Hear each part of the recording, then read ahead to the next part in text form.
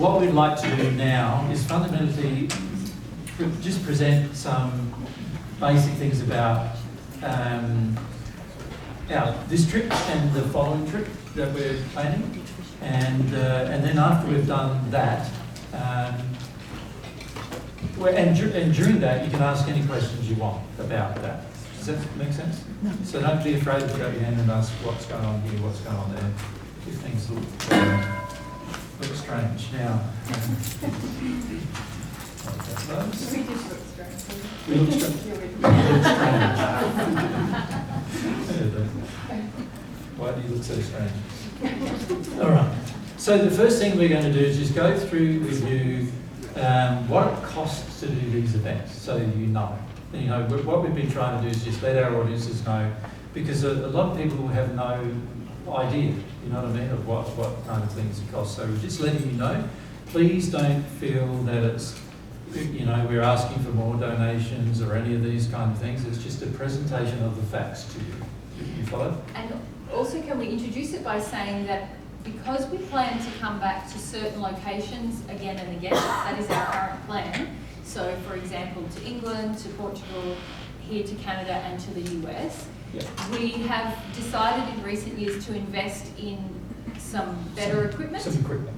And to leave some equipment, to purchase some equipment in each location, the same equipment in each place. So we just take our travel gear with us, which includes video cameras and mixing Audio desks, set up there. the audio gear, Yeah. but things like the stands and the speakers and so stands. on. Cables, we've decided to purchase in each location. So that has been a bit of an outlay. Yeah, they're too heavy to carry when we're travelling, you see, so we had to do something if we wanted to run the event. And here in Wallfield, and almost in every place in the world, we can't hire them. And a lot of what you hire is very, very cheap and nasty, and also not very effective. And not well maintained. Not well maintained. These speakers we have hired, so Adrian hired these speakers from a local place, which is a very reasonable place. It's the most reasonable speaker hire we've ever had in anywhere in the world. We decided But not to buy Adrian them. herself has paid for that. So, how do you mind saying what it was? Like $100. $100. Yeah. For what? 4 days or something? When we added an extra day on, it was $4. $4. In other countries, we find ourselves paying $500 to $1,000 a day. Just to give you an example. If we hire it, so gives you an example. In Europe last year, we had 2 speakers in Austria. They cost us $500 a day. Just gives you a bit of an idea of what it normally would be. So very reasonable price, isn't it? Of course, if that doesn't remain so, then obviously we might need to get something with speakers, but it's highly likely we'll just hire them again at that price. Yeah. To get a set of speakers here with the stands will cost us $8,000. Mm-hmm. So just gives you a bit of an idea how cheap that is. I don't know how they recover the funds when it's like $100 a day. Man, it's amazing, isn't it? Right. I suppose if you go and hire It's that every day, $100 for 4 days. isn't $100 it? for 4 days. Yeah. I suppose if you hired it out $100 a week, 52 weeks a year, is $50 or $200 after 2 years, you might pay for it, but it's highly unlikely they hire it out for that much a year. Yeah. So very, very reasonable price. Yeah. Most of the other things that we do are not reasonable price generally. Cameras are impossible to hire out generally, we find. And also we can't use set procedures for all that. So by having our own, we can use a set procedure that we use in every place. And it also means that whenever anybody wants to edit, they also then have a set procedure in every place as well. So it simplifies a lot of things by carrying some equipment with us. So it's likely we'll be carrying equipment for a while to come, years to come. It's the equipment we travel with cost us around 72,000 Australian dollars. So that's about 60,000 Canadian. Well, no, it's about 65,000 Canadian or something. And you know, we have to get a passport for it. There's a whole heap of technical procedures we've got to follow to get it in and out of every country. And so these, it adds a lot to our travel. To travel, what happens is that whenever we go to an airport, we have to first check in with the customs and get them to sign our passport for our gear. and then we go and check in, and generally that's the procedure, not always in each country. In some countries they ask you to check in first and then go back to customs and do it. And so it adds usually anywhere from an hour to 2 hours more to our check-in process. So that means when we travel now, it's fundamentally the airport is 4 hours, whatever we do. And then in some places like here in Canada, we have to go to 2 customs. We have to go to the customs going out here in Canada, and then we have to do customs going in here in Canada to the USA. And they do all that pre-thing now in the USA, so that's 2 customs, so that's going to take us an extra hour again, probably. Mm-hmm. So we have to allow anywhere up to 5 hours before we can board a plane. So that's pretty tricky sometimes travelling with the gear, but that gives you an example of why we can't travel on red eyes. You know, because it was like, imagine if the flight was at 4 in the morning, we would have to be there by 11 o'clock the previous night in order to make all that happen. And a lot of customs also have very few people on staff in the middle of the night, and so there's a lot of flights that we just can't even book and can't even fly on because we won't have enough time to get our gear through. Yeah. Make sense? So this is why some of the expenses might appear to you to be a little high. They appear to us to be a little high too. So the flights, the share of flights to get here, so the share of flights, what I mean by that is we've been to 4 different places around the world in this visit, and this is the Canadian part of the trip. So the flight, 2504, is that what it cost us? These are all in Canadian dollars. And the venue, very reasonably priced venue for us. It was $22.66 for the venue. That's very To give you some comparison, venue in the US costs us that a day. For almost the same, Same size. in a hotel. Yeah. And that was after extensive. A venue in Europe, depending on where in Europe, like if it's in Austria or in Belgium or Germany or somewhere like that, similar price per day. If it's somewhere in like Portugal, that cost us 5,000 euros for 3 days. 3 days. 3.5 So, days. so euros converts to Canadian, it's probably 7,000 Canadian or something like that, is it? Yeah, so it just gives you an idea of what the venues cost like normal. So this is actually a very reasonably priced venue for what it is. Our comm is where we were really hit this year.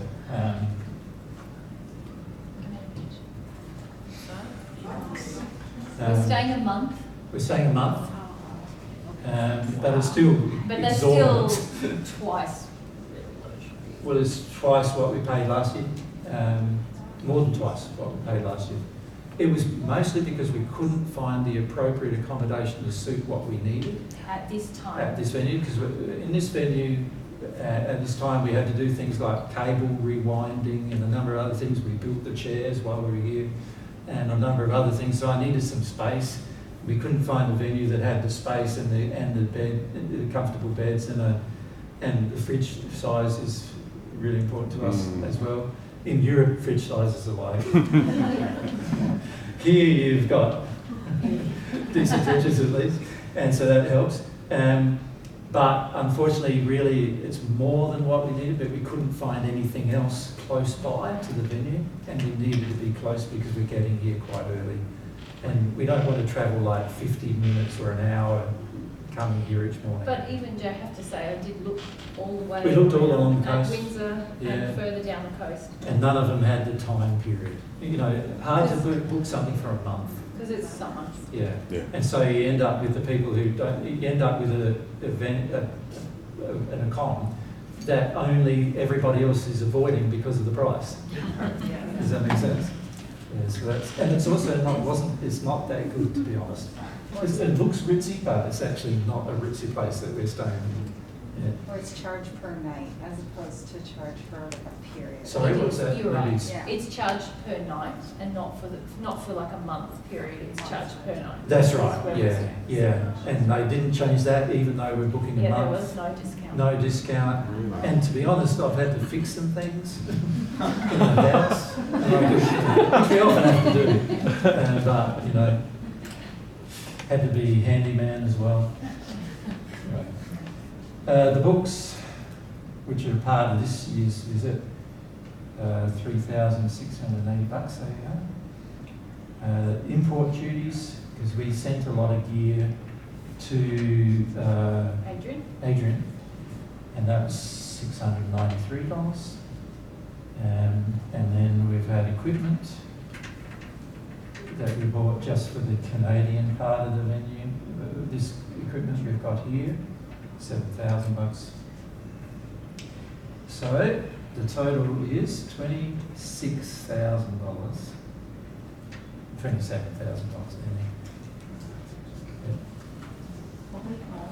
Sorry? Holy moly. Exactly. That's Now, what we thought.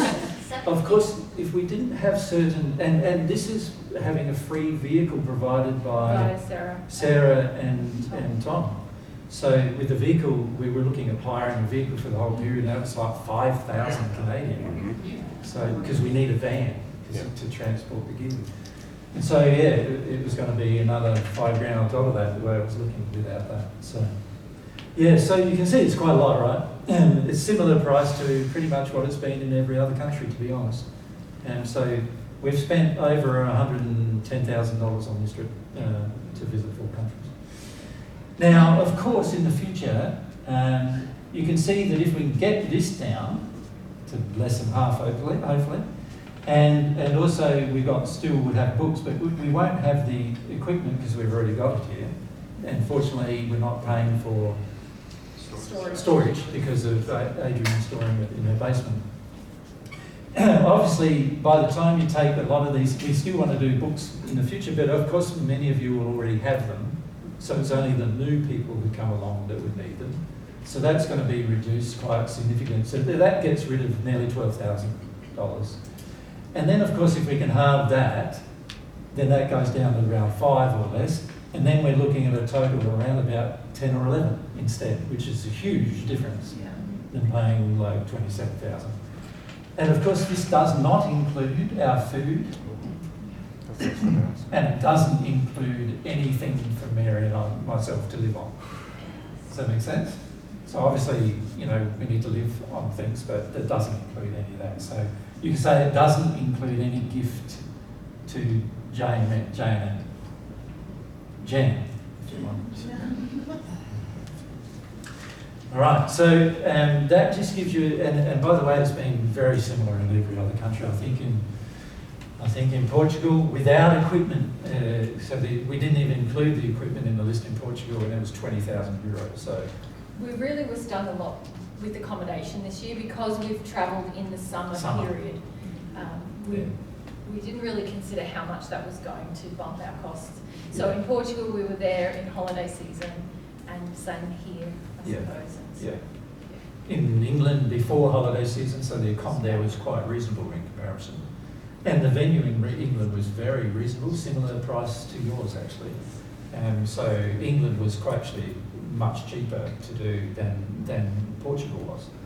And you'd think, oh, Portugal's cheaper than England, but that's not what we find. We find England is always cheaper than Portugal, for us, you know, because of all these issues.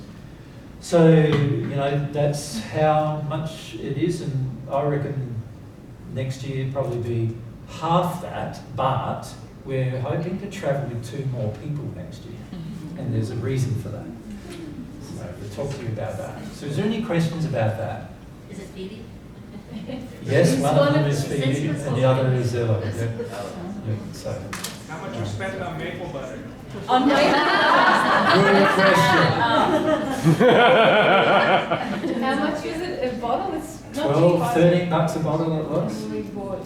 And I reckon I 10 bought more. 12 of them. Jesus keeps adding them. But I'm not including our food. How much was spent on chippies? Not that much. In terms of donations that we've received thus far, just so that you know, we've received 6,553. That includes our online donations from Canadians, and also from people who are here from the USA as well. So you can see there's quite a lot of discrepancy. But as I've said to you already, a friend that we have in Malta, lives in Malta, paid for this entire trip. So fortunately that's the case, because otherwise we'd be broke by now.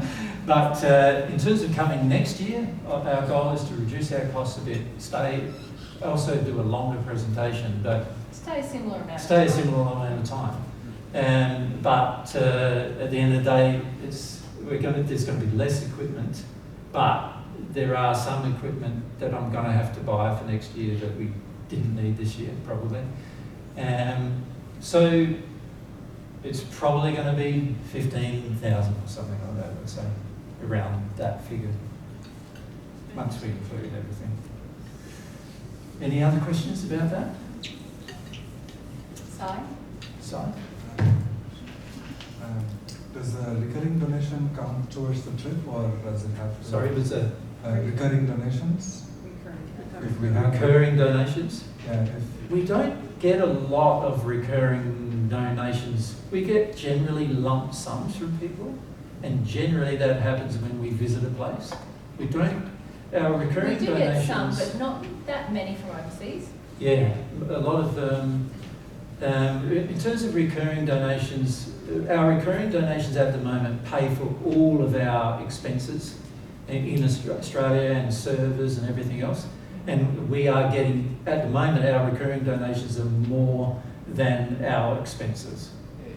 Does that make Which is sense? great. So that's great. That To run means we Blind can Truth and- continue travelling and doing events and stuff like that. And part of the equipment costs and everything come from the fact that we've got a surplus of recurring donations. And when I say a surplus, we're very limited in what we can do because of the lack of donation, but we have a surplus to what we need. Does that make sense? It's not what ideally we would like to do, but it is enough for us to live. And it's not enough for us to replace our car or anything like that.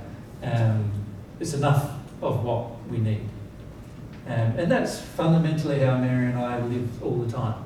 We're also saving up to, we need to move out of our house at some point, and we're trying to save a bit of money of our own so that we can build somewhere where we can live in, so that God's Way can have the house and the studio. Yeah, we So should we're gifting, our intention is to gift the studio and our house to be, the house and the studio will become the God's Way office for a period of time, at least, probably it's going to be at least 10 years, I'd suggest, while God's Way is sort of still getting on its feet in Australia. Yeah. We should probably say donations come to Divine Truth, which is the company, Yeah. and then Jesus and I draw a small salary from the company. Yeah, we draw $1,500 each a month. It's minimum wage in Australia. Yeah. So when Jesus says we cover our expenses, we cover our living costs at home. We Yeah. don't have a mortgage. Yeah. We own the property in the house. We own where our live, car. and our car. Yeah. But we cover our living expenses from the salary, Yeah. and the other expenses Jesus is referring to is the company expenses of running Divine Truth, so Yeah. computers and Servers, and storage. It's And 22 servers I look after. when we rent a venue in Australia, when we do Rentals, all of this has upgrade the been paid for studio. by Divine Truth. Yeah, All, yeah. all of our gear, all the gear we purchase here, that Divine Truth did all of. And we do pay tax on donations too. Yeah, because Divine it's- Truth does. The government views the donations as income from a service we provide, so we pay Yeah. tax. That's right. that's not how it's done in the US. I don't think donations are taxed. Sorry, yeah. It depends on where you're donating. If you're donating to a not-for-profit, you might not pay tax. Yeah, But- but when there's a quid pro quo, the law is in Australia. So if we come to a venue like this and share truth with you, according to Australia, that's us earning an income. Because we're giving So whether you you something. just give us gifts or not, we have to treat it as income. Same as if you watch a video on YouTube and then you give us money. It's seen as we're Seen as giving you income. something, you give us something back, so it's an Yeah. exchange. When we get an actual gift where nothing is done for somebody, then we actually have a statutory declaration a person can sign, which says there was no quid pro quo, Yeah. and then we can say, well, that is a gift. Right. That's fairly rare. We have received a couple of them.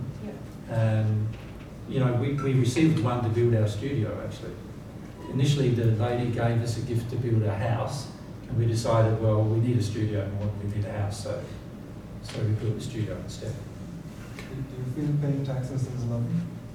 Sorry? No, that's another seminar. Yes, I do think tax is loving to a degree. However, the governments could easily not tax everybody in the world and still run as a government. And there's many ways they could do that, but they don't want to. So, but we are governed by the law at the moment, just like you are. So we pay tax. And in our current system, it pays for our roads and our hospitals and all Exactly, those things. schools, So roads, we've actually hospitals, all that stuff. In Australia, we get free healthcare. free healthcare and a lot of other things that many other countries don't get, and it's partly because of the taxation paid. So we're not adverse to paying taxation. I'm happy to pay taxation, particularly to a government that services its citizens, and I'm happy to share that so that other people can benefit from that as well. What I don't agree with is that the whole world is designed upon a taxation system which is completely flawed and unnecessary. But at some stage we'll have discussions about that. Yeah. And so when you say this whole trip was donated by a single individual, do you mean everything? Everything. Everything, including, because remember, this does not include our travel kit, which we had to pay $70,000 for as well, including that. Can we contact that individual to thank them? Or do they I'm want? not sure whether he wants to be. We are thanking him in this, his name's David, and we have been thanking him in our presentations. I'm not sure whether he wants that kind of notoriety. Thank you, David.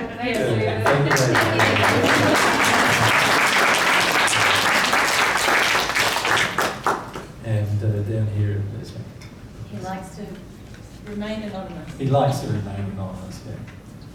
So if my math is right, Yeah. if there's 70 people that we had, Yep. then if we had all contributed or donated Yeah. $384.40. Yeah, it's a lot, eh?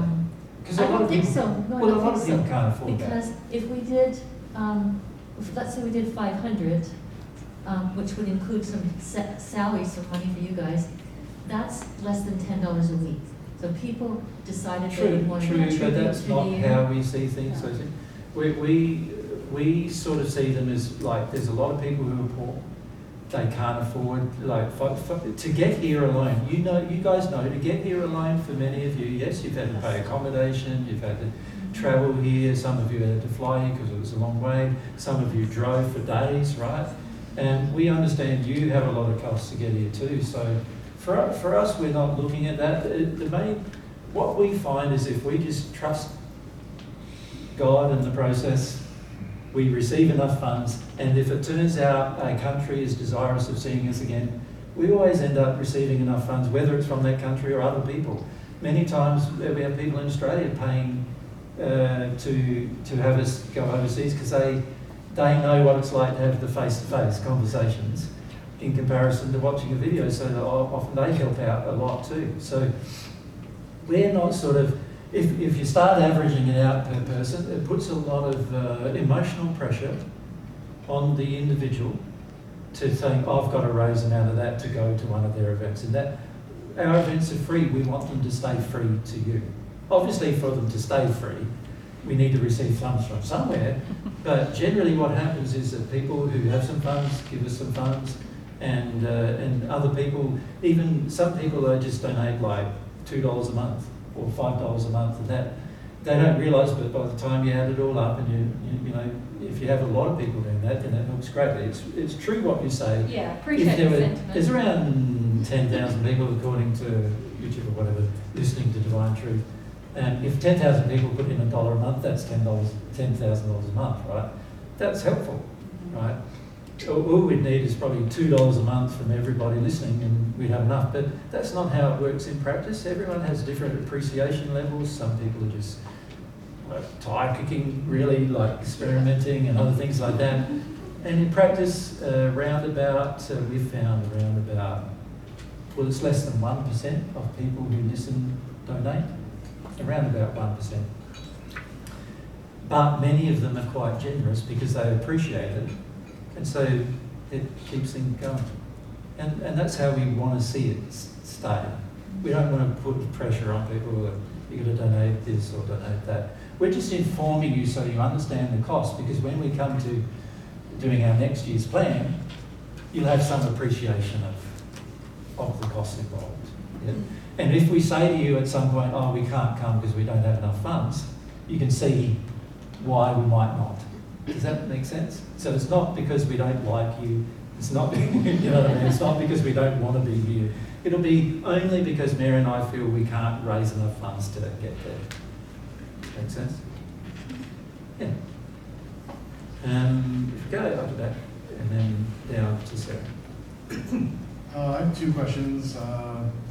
Is it loving to not give like an asset, like a car or a house? Because you provide services for free, but I've noticed that some assets like houses, you're okay to sell. Sorry, Oh, I see what you're saying. could you explain? Well, I've never, in the time I've been doing what we've been doing, we've never sold an asset, so I don't know. I give away assets. So we've given away our car to God's Way. We give away pretty much everything we do, including our assets. The only asset we haven't given away at this point is our actual home, but we're giving that away to God's Way as well. So that's how we live our life. I'm not saying that's how you have to. I'm just saying we trust enough in God that and in what we're doing that we'll receive enough in terms of living and everything, and we'll be fine. We live quite comfortably, so we sort of don't feel. But if we sold an asset, that wouldn't be in disharmony with the way we live our life, because an asset, we don't want to charge anyone for God's truth. You know, that's very important to us, because that's something that should be available to everyone. Yeah. But if we had, is that what you mean there, or I don't quite understand? I believe in giving away everything, not just that's what I was wondering. not just asset, So do not I. just God's truth, but assets and everything like that. But as a distinction, We would not be unloving to charge for an asset if there was an asset and a person received the benefit of the asset. That wouldn't be an unloving thing to do. no. But It wouldn't be something we would do, but it it's would not be something we would do. unloving, per se. Yeah, I think it's because I heard that God's Way is selling the property. Only to members of God's Way, so that we can raise the funds.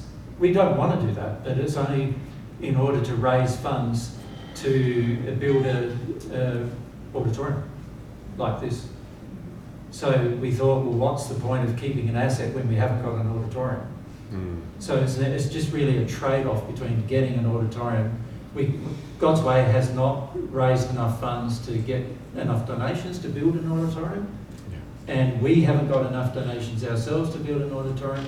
But if there's a group of people who are around us who want to buy one of the properties from God's Way, we don't want to sell it to just anybody, because we know they're going to damage the property after we've been doing repairs on it.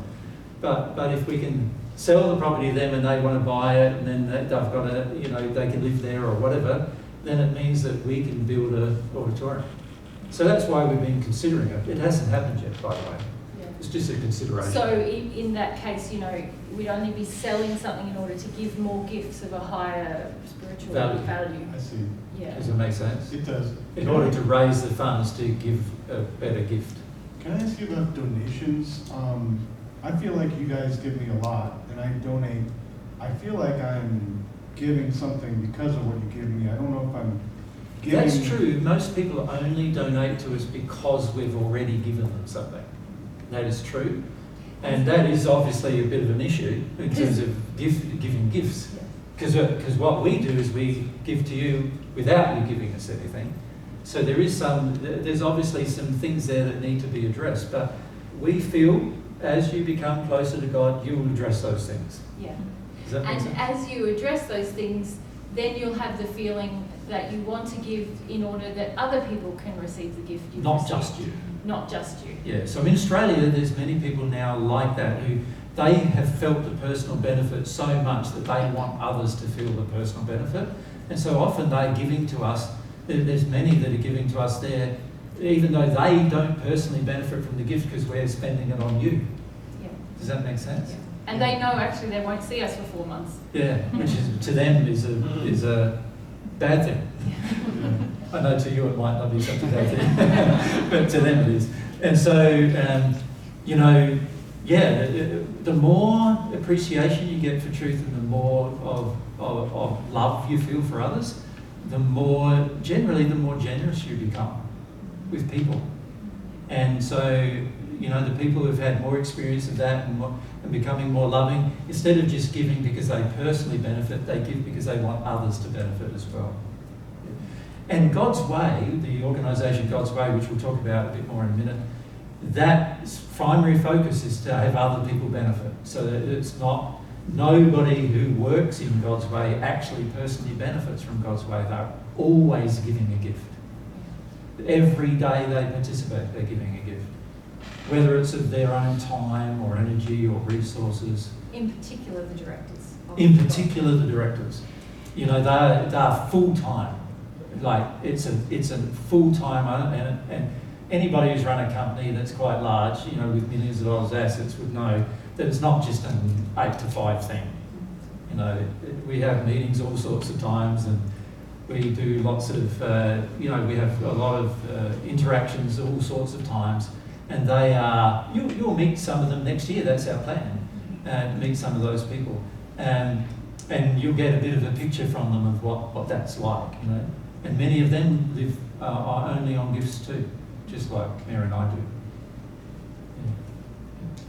So we appreciate your gifts. The beauty of not expecting a gift is when we get one, we appreciate it. Yeah. Does that make sense? We don't see that sum that Jesus had up of like what we got compared to what we spent as a deficit, really. We just feel really grateful. What it does by adding it all up for me is it lets me know, okay, the next time I come, it's highly likely I'm going to cover that and that. Yeah. So now I don't have to worry about covering that beforehand. Does that make sense? Now I know I only have to cover that, you know, or half that hopefully if we. So now I know from our perspective, I've just got to raise a little bit more funds, only like $5,000 more than what would normally come to us in the next event. And I'll be able to get in and I'll be able to pay for it. Does that make sense? It helps me plan for the future. It's not about sort of saying to all of you guys, see that figure there and let's divide it by the number of people who came, or whatever it is, 75 or whatever it is. Now that equals so much per person, and why haven't you done that? You know, none of that. That's not what we're interested in doing. And the only reason why I'm doing this is to inform you of the cost so that you know if we can't come, it will be because we couldn't raise the funds to come next time. That's the only reason why we won't come. We desire to keep coming to countries around the world for the foreseeable. And the reason why is we believe strongly that a face-to-face interaction is far more powerful than watching a video or listening to an audio. Far more powerful. That's been our experience at home in Australia, and it's been our experience everywhere we've gone. That people who've been listening for years and years and years only really get a true grasp of what we're trying to teach through the face-to-face interactions. So that's why we're pretty keen on doing it, even though for us it's quite tiring at times. And we have a tendency to not, you know, at home, every week, normally at home, we walk anywhere from 50 to 60 kilometres, and we do other exercises as well, keep ourselves fit. When we're on the road, obviously, that's not always possible. And there's maple butter and dill chips. And there's and dill chips, which doesn't help. And we also, you know, this year we've been experimenting trying to bring a little bit of exercise with us, but it's too hard. It's just like too much weight, and we never get to use it really. So we're still trying to figure out how to care for ourselves while we're on a trip, to be honest, because it is quite exhausting at times, and and you know, a lot of things happen, and we're trying to look after our body still because we want them to stay fit, you know. So it's just a bit tricky. So this week we've only walked like 30 kilometres or something, which is like half of what we would normally do.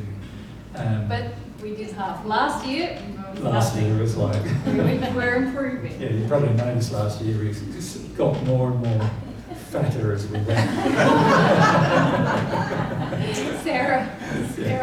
I have two questions, Yeah. actually. The first one is there like an easy way? I know that my former school, I do $15 a month donation, and it just Yeah. comes right out of my bank account. It's very simple. It's in my budget. Is there like a way to do that? Because I think there is. See, we do have bank accounts now through Wise. We have bank accounts now in Canada, US, Europe, EU, and Great British pounds. Your banking system here is a little... it didn't seem to be easy last year. Okay, I don't know. And now, who Interact? You use Interact, don't you, Connie? I can do regular transactions from Interact because I've done some to other people And from Wise. can you Transfer. make them, Yeah. like, can you transfer, can you do And it you can do regular? scheduled transfers. Make it automatic. Yes, yeah. So I'm sure you can, We but could ask you after. yeah, I forgot to put that on the board. it's really hard for us to know for each country what the rules are and Yeah. whatever. But we do have bank accounts in each country that we visited this trip. So Great Britain, we have banking out there. EU. One in the EU, one here, one in the USA. And what we do is we sort of transfer once a month those funds out back to Australia. Yeah. So we found Wise, which is to be the most like flexible. But we did learn in Portugal from Yvette's husband that there's other things like Wise too now. Well, But we don't know anything about them. Yeah. I think Interact might be the easiest way to do it. Yeah. But Yes, so if you have an email. hang on, just, Yeah, if you pass the mic to Leslie, have because one you do that, message. don't you, with us? I think you donate Mine to us is quite. global money transfer. Oh, yeah. global money Because transfer. I'm going direct to Australia, Ah. but with Wise. Well, hang on, Sarah Yeah. has another question, so Oh, this sorry. is why. Yeah. Or my question could hold, because it sounds like she might have an answer. Yeah, an answer. too. Yeah, so let's ask Leslie what Wise does. Because we don't know what Wise looks like. We're not to on the you. other end. We're on The the other reason end. I didn't use Wise is at that time I didn't know that if you had an email. As long as you have yes. an email associated with Wise, an e-trans is possible. And you just set up an automatic e-trans. Yeah. CIBC. We're having a bit of trouble with that now with Wise. We've got to sort out when we get back home but it because still reaches us. it still reaches us, Yeah. but no, it doesn't. It gets blocked by Wise now. If it goes to the wrong. When you say if she means, sorry, Leslie, just to clarify, you mean your email address is attached to e-transfer? No, ours. Yours. Ours, and that's where we got a problem. I've got to send it somewhere specific, Yeah. not just to Wise. Yes, of course, yes. And I don't need your account. Any of the stuff that I use for global transfer, that's a lot more complicated. Yeah. But but as long, for an e-trans, as long as I have your email, I can set up an automatic. Like once a month, I donate $100 to War Child, Yeah. and it just comes out. Yeah. Yeah. Because I've got their email. We are having a bit of trouble the last month or so. CIBC. I don't know if you want to confuse the issue. But Yeah. we're going to sort that out with Wise when we get back And home. as long as they do it to donate, At Divine Truth. So it's The email is it address donate you or should use. donation? It's donate. isn't it? Donate. Yeah. So if you're using an email that's donate@divinetruth.com. not our personal email addresses. Yeah, don't use our personals because there's problems there. Yeah. You can use Mary's personal, but not Yes, not you can mine. use Merit. So you can either use that one or Mary at. But mine's got trouble. That's what you use, yeah. But is it still, we could donate to your Wise Australia? Yes. Yeah. Yes, Yeah. absolutely. Yeah. So then you can do a global transfer if you get a bunch of your banking information, and yours is on the site anyway. It is. And through CIBC, it's called the Global Money Transfer.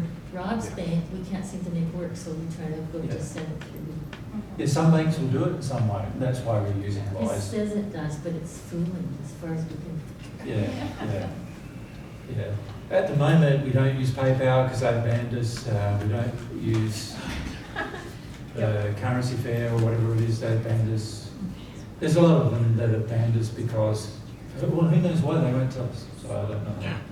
We're a registered, Divine Truth is a registered company paying tax in Australia, and for some reason they still banned us and we don't really understand why. Nobody will tell us, so we just got to stop using it.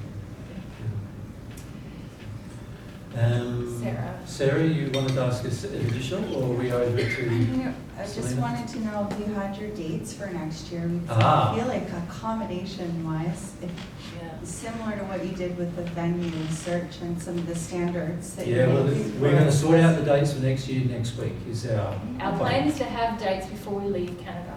Okay. Yeah. So, Right, because I and- feel but like it's if you don't look- know enough people in the That's- area that have B&Bs, if you have That's enough right. notice, then. Yeah, well, actually, Jessie just offered before she left now to help. Awesome. to help us out with all that. So we just got to get the dates, and that's all about the venue. The venue is the hardest thing. The venue is the clincher, but we are also looking to be later in the year, like second half of September, first half of October, or all of I October. think we'll actually be. We're thinking. We've got a spreadsheet. We have. It's a pretty tricky thing planning 'Cause all we've the gotta events in a plan row all because you've got to get them all ducks in a row. You know. But we're thinking it will probably be somewhere. The event will probably be somewhere mid-October here, 15th of October or something like that. And instead of being just a weekend, it's going to be an entire week. You don't have to come the entire week, but it'll be an entire week. Should we put it up, Jay, like the kind of proposed Yeah, let's schedule put up on the that. other side? Oh, well, let's answer all these questions Okay. first, and then we'll go to that. Selena. So, Selena, you want to ask, and then somebody over here, and then end up to you decide. Yeah. Are you okay with debt money being sent to Mary at Divine Truth? Yeah. Or would you rather with events? Well, rather than donate, you mean, at Divine Truth? Well, when it gets sent to Mary, most people, the reason why we're transferring it to Divine Truth anyway is because a lot of people we intended to go to Divine Truth, but they send it to Mary almost by mistake. So now what it's turning out is that most of that money is just going to Divine Truth It anyway. used to be Merit Divine Truth was more for Just personal things. Yeah. But now, Okay. But now, it doesn't. there's too many If you've people set it up, that's why I getting said mixed that. up. So I just wondered if it that or did. No. Nah, yeah, it doesn't matter. And Lisa, and then we'll come back to Si. So I just did a little test and I sent you $5 just to see if it would work, and it seems to have worked by going to Divine. Oh, you just So did it now, did Just you? now, yeah. Okay. So I, Let's see if you got it. this is my regular. The world is nuts, isn't it? Through what? Through Interact? Yeah, Through interaction. Through Yeah. Interact. Okay. Yeah. so you would have got an email saying you have to deposit the funds. Not yet? Okay. Sometimes through some services. Oh, here we go, Interact, Lisa Mackey. She is $5. Your funds await. There you go. So that's not a direct deposit then, so now you have to actively. No, if No, you've that done it goes by straight- Wise, That goes straight into our Canadian account. No, you'll have to deposit that. then that's different because Yeah. kind of Yeah. what you do, whatever you do, the magic you do, it just comes, I get an email to say you sent it, and then I get an email from Wise saying it's in our account. So, Yeah, when we do this, we don't get approval from Interact. That doesn't, They won't let you. they won't let us because Okay, we're not that's what I was Canadian. wondering. it's something. That's what usually happens anyway. So, we did figure it out last year, and whatever you're doing, Connie, worked. So, Can you remember Can what you you were remember doing? what you did? Yeah. It's your email. just trying to find the last one. No, it was me. Did you do E-Trans? So, Connie, did you use Interact? Yeah, So there must be a method. I That you- always use Interact. Or it's the bank? Well, sometimes you can do automatic deposit if you set it up. Yeah. Anyway, We're not gonna resolve it now, so. I just thought we'd see if that worked. Yeah. Yes. Yeah. I think I started doing it, no, let's move Yeah, no, on, that's. because it'll, will Yeah, waste yeah, time. so. People shouldn't send it to that then, if we No, if you do it with Wise, it should go there, but Interact does have some issues from what we understand. Yeah. Well, if you just do it direct the way If you do it Lisa's from your in, bank account, into the Wise bank account, the Wise bank account's on a website for Canada, if you just choose Canada, and you will see the bank account. You can just do it directly from your bank account to our bank account. is that what you do? That's how it works. That's not what she does. Yeah. So you don't even need Interact. You just, That's what I use Wise. yeah, Whatever's on your website. Yeah. works. Yeah. All right. All right. Thank you, everyone, Where are we up for your to? donations. Simon, you wanted to ask? I just wanted to ask what happens to good old wire transfers, because that's what I have. Yeah. Just bank-to-bank wire transfer. Yeah. As long as you do it to the account that's in your country that we own, then it goes straight in. Yeah. Yep. I feel like that's probably the most. It's the simplest to do. We've found generally because there's no. Sometimes your bank has fees on it. Yeah.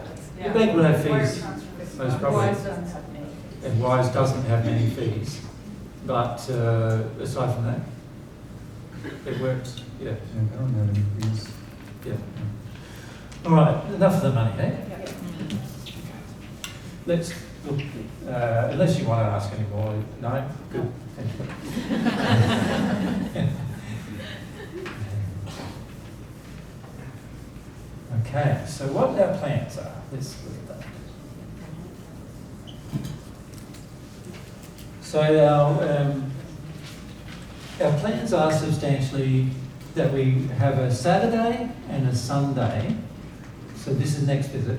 That we have a Saturday and a Sunday where we do like an event like this. Let's call it event day 1, event day 2. And then we have a day's break, so you have a rest from us. And then the plan is Tuesday, Wednesday, and Thursday. We have what we call a God's Way Humility in Practice Day. So that's very different to sitting and listening to us talk and ask questions. It's where we actually get out and do an activity all together. That's for the benefit of your community. Yeah. Does that make sense? Benefit of somebody. It's got to benefit somebody other than you. So fundamentally, part of that is teaching you to give gifts to others. Does that make sense to you? And it gives you the opportunity to work with others, to practice love, truth, humility, all together as a group. And the people who run that will be there too. On one of those days at least, we'll be there too. But the people who run it, they're used to running these things, so they know what to look for, and they've already been educated to a large degree in that regard. And at this stage, we're looking at it being this year, maybe Phoebe and Eloisa, who are directors of the God's Way in Australia. But the following year, it might turn out to be Corny and Taran, if they're ready, or whatever. Yeah. So, by the way, Corny met his soulmate, so so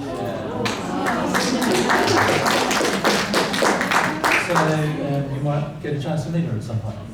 And on the Thursday, we're thinking something like sort of a bit of a debrief day, because what we find is a lot of people get pretty challenged in those 2 days, and they need to talk about it a bit. And also perhaps What happened? Let's figure it out. some mediumship and other things like that. You know, something just sort of more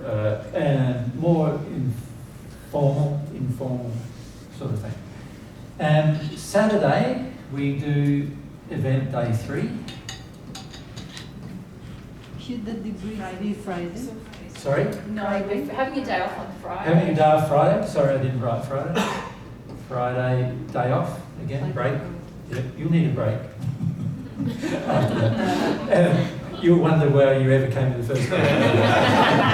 And then Sunday, it's sort of like a blank day for travelling, for people who need to travel back home then. You know what I mean? So, and then what we're going to do is 2 days after that, it'll be probably Tuesday, Tuesday and Wednesday. We're assigning those days to be like interview days, where we do interviews with people, where they're asking us questions like in in front of a camera, and we just answer their questions, that kind of thing. So they'd be interview days. And then that's sort of the end of the program, with one exception. There's other things we've added to it as well. So interview day 1 and 2.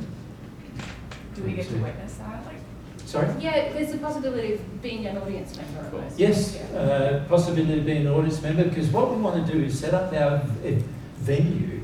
This, you can see from here, it going from one Saturday to right the way through the following Wednesday. We actually would have a set-up day for us on the Thursday, the day before and have a day's break for us, because we set up day as a full day. And so we're really fundamentally going for 2 weeks for us. Does that make sense? So we're looking at hiring a venue now for 2 weeks, and this is more problematic than hiring a venue for 3 days, trust me. It's like trying to find a venue that's free for 2 weeks, particularly with people who are marketing their venues. That's pretty tough. But the benefit for us is that we can set up once and then get Dismantle once. all this usage without having to set up back up.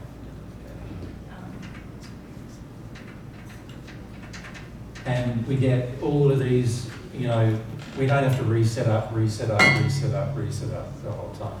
And we didn't mention about probably About introductory. Yeah. Yep. So besides that, what we're hoping to do is something that we feel will be, I feel, really good and fun. And that is, we're hoping to do what we call an intro evening.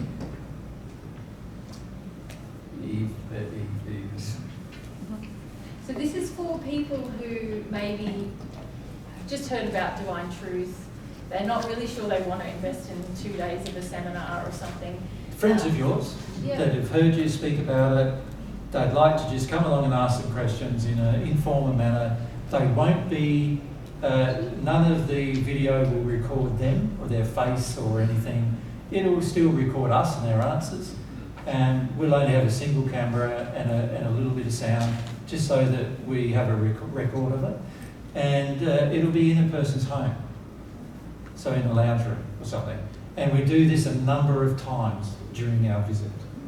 So we're hopeful of doing it before the week starts, one time, for those people who find, oh, I'd like to know more, so they come along to the event. And then other times we're thinking we might do it like on a Thursday night or something like that during the weeks. And then after the week is done as well, we're thinking of doing it as well. Does that make sense? So we're thinking of 2 to 3 intro evenings in the period that we're in the country. That gives you you know, there's people, as you know, there's people who you talk to about it and they go, oh yeah, but I can't go for the weekend. But they'd like to know a little bit, and you'd like them to have a bit of experience of their questions being answered or whatever. For the most part, we'll try to do it more like a summary of what we teach sort of thing on those evenings, so people get a bit of a taste and they get to meet Mary and I and understand that we're not some maniacal, power-hungry cult leaders or whatever. And so it gives them an experience of you know, understanding more about what it's about by actually having a taste themselves. Does that make sense? Yeah. So we're hopeful of doing that. And it might turn out being in our house. If it's a large enough place, we could just invite people to come.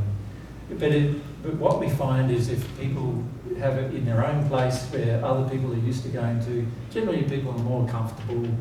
And that's what we want, people to feel just comfortable to ask some questions without them feeling like there's any requirement of them. Does that make sense? Yeah. All right, is there any questions about that program? I just want to mention something about this program. Oh, yeah. So this program here, you don't have to sign up for the whole thing. Yeah. So you can just come for the first 2 weekend days if you want. And you can just come for those 3 days. Design it in such a way that you don't... You can drop out at any each point. thing's sort of separate to the other. You can drop out. I was giving it to but you can drop out at any point. Yeah, but we'll call also, you a dropout. Yeah. Yeah, that's it. But also, if say your lifestyle doesn't allow you to have that much time off or Yeah, away. You yeah. can just plan to come for a shorter period and still gain. And you can even come for that and miss that if You that's can, what you want. yeah, That kind of thing. But you get a bit more of a rounded, you have the potential of having a bit more of a rounded experience in 4 days than our current program. Yeah, yeah. Yeah? 2026. Yes, This is next year. no. Yeah, it's 2026, I should say, yeah.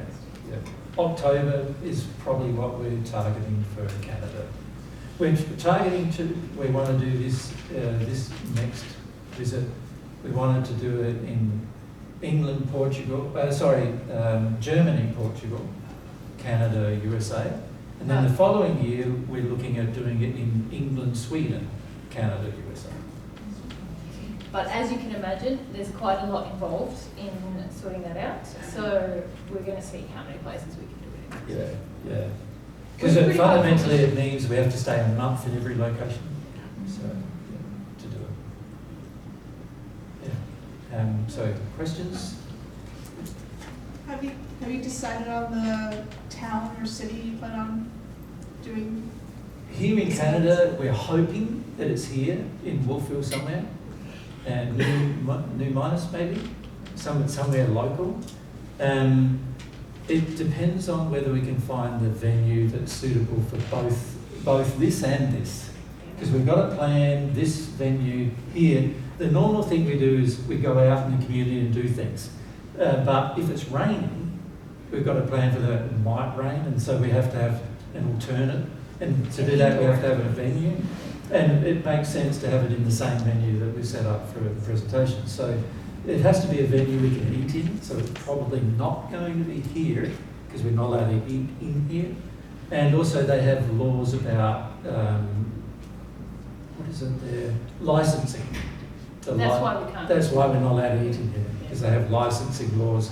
And also because the venue is sensitive about getting sued, because you might, get food poisoning from something you eat and then claim that it was them that gave you the food, you see. And they don't want that to happen. So they're very worried about those kind of things. And I suppose here in the Northern America, you're a bit more litigious, is it, than we are. Yeah. In Australia, we wouldn't care about those things. Yeah. But obviously that's what they're worried about. So it's looking like, because of those worries, we're probably not going to be able to be here. Even though they do have 2 weeks available in the time we want. Yeah.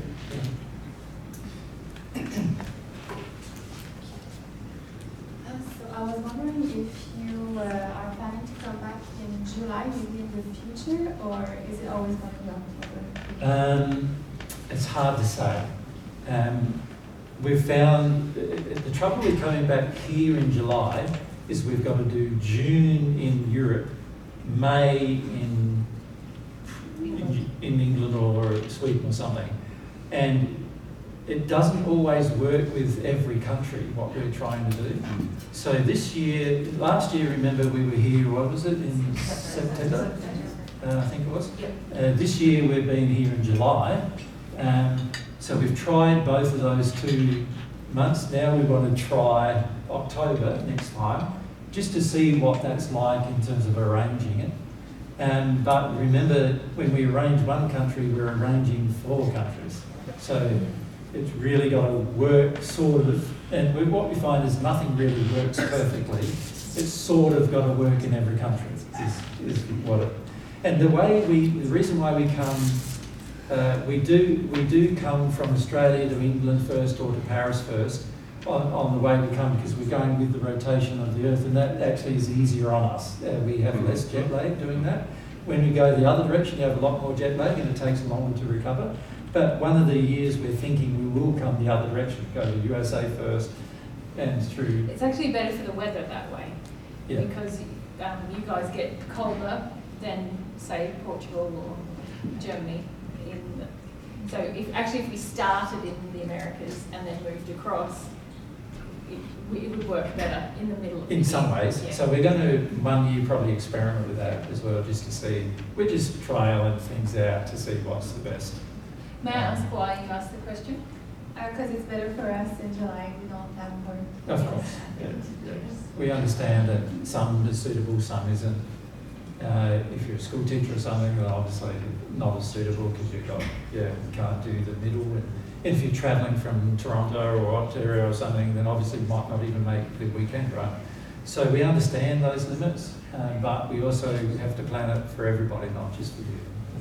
Yeah. Thank Yeah. you. There was someone over here, Mandy, and then back this side.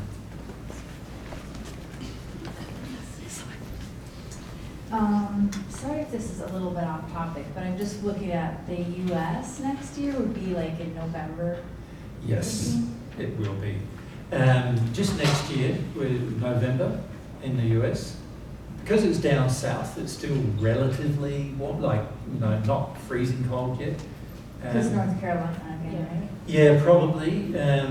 We know that in both California and North Carolina, if we chose California, which is potentially a possibility but unlikely next year, but the following year possible, either way, it's almost the same for us to organise it. And so it's more about where do we want to be in the end. Like we're thinking, if we ever do a learning centre in the US, it'll be probably in Texas or in Tennessee or North Carolina, so somewhere along there. And so highly unlikely in California for lots of different reasons. And the main one being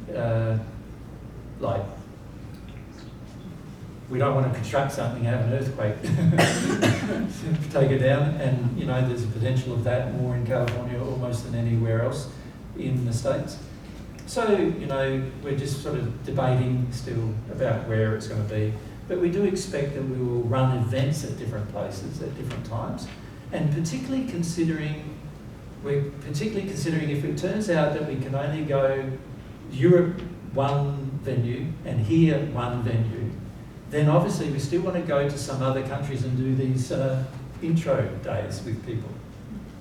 So we're also considering that. There is the option in the US that we don't do this full program. We just do 2 short seminars, one on the East Coast, one on the West Coast, with an introductory evening attached. And I must say that in the US we won't be, and in also Britain next year, we won't be doing that portion of the program, most probably. We'll be doing that portion of the program probably in Portugal or Germany and here, probably. Still in the planning phase, yeah. I'm just curious who's doing the interviews and what the topics will be, or if you don't know yet? We don't know. Okay. Yeah. Sometimes it can turn out being media who wants to interview us. So this year that hasn't been the case. Other years we've had media wanting to interview us, and it's great if we can do it in our venue because then we can film it at the same time, and therefore they don't then, at least the person can then go to our recording and say this is what actually happened, not the edited, false version that they're presenting. So it could be any of you. You want an interview on a topic we feel is principled enough rather than selfish, then we would consider that as well. Make sense? In Portugal, just last week or 2 ago, Yvette interviewed us about, I can't remember. The state of the world, kind of. Like Sort of the kind of, her intention was to interview us about how to deal with how to have God's principles in the family. But we barely got started on that because, as it turned out, there were groundwork things that we had to say to Yvette about certain things. And so we ended up talking about some groundwork stuff, and part of the conversation got onto tech as well, how to deal with tech with your children and that kind of stuff. So the interviews won't always turn out, if you're doing an interview, they won't always turn out the way you think they're going. So if you want to come forward, I'm just wondering if you have plans to visit other provinces in Canada, perhaps? not next year. Our general rule is that we try to go where we're invited. That's how we plan our trips often. And we've been invited here. And we've been invited here. Yeah. I can invite you to Quebec. There are other considerations we have to. Obviously, we've had to pay for $7,000 or $8,000 of equipment to be here. If we did another place in Canada, we'd have to pay for a similar amount of money to get equipment there. So, you know, obviously, the more places there are to go, if we're paying equipment every time we get there, then that greatly increases the cost of our travel. Yep. So what we want to do, we've only been here once, and this is the second time now, and we want to get a bit established in one place, in one country first, before we think of other places in the country. Does that make sense? But we do love to hear from people who have a sincere desire to. Yeah, we're keen to go to Ontario and Vancouver perhaps too, and the other side of the country. But we sort of want to get ourselves a bit established here first to see how things turn out, and then we understand the costs, and we want the cost to get down to just the travel, accom, and that kind of cost. Then we know what those costs are. Now we can consider, if we get extra funds, we can consider getting equipment for another location. Yeah. And in Vancouver, it's interesting because Michael was not far really from Vancouver, are you? And you do have an equipment set. Michael has an equipment set on the west coast in California, near San Francisco. And so it's not that hard to get equipment to Vancouver, but if it was Ontario, it's going to be hard. We're going to have to buy some. Yeah. One of us could drive it up. Yes, that's possible too. Yeah, we have a person in the EU who does exactly that, who stores the equipment that we bought in his location in France, and he's going to drive it to Portugal and drive it to Germany and potentially to Sweden. So that can save us a lot of time, energy, effort. He's bought a van specifically for the purpose that he uses for his normal life, and he can pack it full of the gear and just get it to us. And we can just fly there and he gets the gear there. So that's also a possibility. These are all possibilities that we consider based on the desires of the individuals. Does that make sense? Yes. Yeah, if we haven't got anybody to store the gear, and we haven't got anybody to move the gear, then we've got to consider getting the gear there ourselves. And that logistically is very difficult. That took me to plan this trip, I started planning in November last year. And it took me from November last year to one day before we left. I eventually got everything in the right places. And I was working every day at it. Tent gear, supply issues, import duties, import issues, people losing shipments in USA. They lost 4 of my shipments, completely gone. Like, who knows where they are? FedEx, that was. FedEx doesn't like us very much, actually. And the spirits involved in FedEx don't like us very much because everything we do now in FedEx fails generally. So we have that problem as well, where spirits sort of think you can feel the spirits involved, and they come and tell us actually that no, that's not. We're going to make that not work, you know. And so sometimes that happens where a whole organisation that we would normally use to get something there, we can't use anymore because the spirits involved are just making sure it doesn't happen. So we've had that happen with FedEx now with so many things over the last 2 years. We pretty much try to avoid FedEx. Now in the US we use UPS because they've been reliable every time. The spirits involved are service oriented. So we just got to be, you know, these kind of things happen. Things that you wouldn't think of happen. They happen to us, and so we've got to work around all that. Yeah. So that's how it is for us in terms of arranging things. It's quite tough sometimes. When will the video be ready? When they're ready. Yeah, mainly because we don't have editors. And we don't have anybody to edit them. So what I'm going to do, Mary and I have to do all that. And so we don't have the time. We're very, very busy, as you can imagine. And we don't have the time to do it very often. So what I'm going to do first probably is just try to do a quick and dirty edit of one camera and get that up of this trip. But that all has to happen when we get back, and as soon as we get back home, 3 weeks after we're home, we're already doing other venues at home. So We're doing that program. we're doing this program, actually. at Plus another venue. day. So we're very, very busy, and we get to it when we get to it, and there's no one who helps us with that at this stage. There are people who have offered to help, but they're in training, and a lot of times they don't follow my requests, and a lot of times they have a lot of disrespect for me because they think that I don't know what I'm doing, and so oftentimes it doesn't work for very long. That's how it is. And also, fundamentally, for it to happen regularly, it's going to need a person who loves God, loves sharing the truth, is prepared to follow instructions, and also do it with some respect of myself and Mary. And we haven't really found anybody who's willing to do that. The right people to do that job are people who have that desire that they want other people to benefit from the gift. And most people who've come to say that they want to work with us, they want to receive from us, and they think they're giving a gift to us. Whereas we don't see it like that. We think anyone who wants to be involved with us, you've got to share our desire to give gifts for free to others. Oh, and it's not to us, we already know what the truth is. Yeah. We don't need the gift. Yeah. So it's very hard to get for people to get that. Very difficult. Most people don't get that. That when you come to help us, it's not to help us. It's to help the world hear truth. It's not to help us. We already know the truth. You can't help us with it. Right? It's to help other people come to know it. And that's, that's where most people come unstuck. Yeah, in terms of helping us. And so over here, if we go to Pam, please.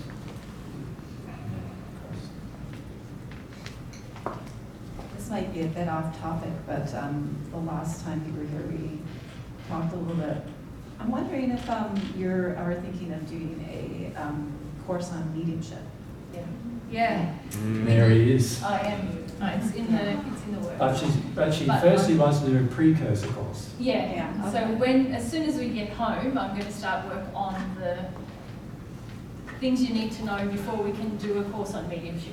Yeah. And we'll do that course first at home, and hopefully that will all be recorded and shared. And that's going to be all about how important your soul condition is and your relationship with God, because really you can't be an effective medium until you sort some of those things out and you have the right attitude to those things. And then we can go into talking about the principles of mediumship. Yeah, and I'm very excited. I'm excited too.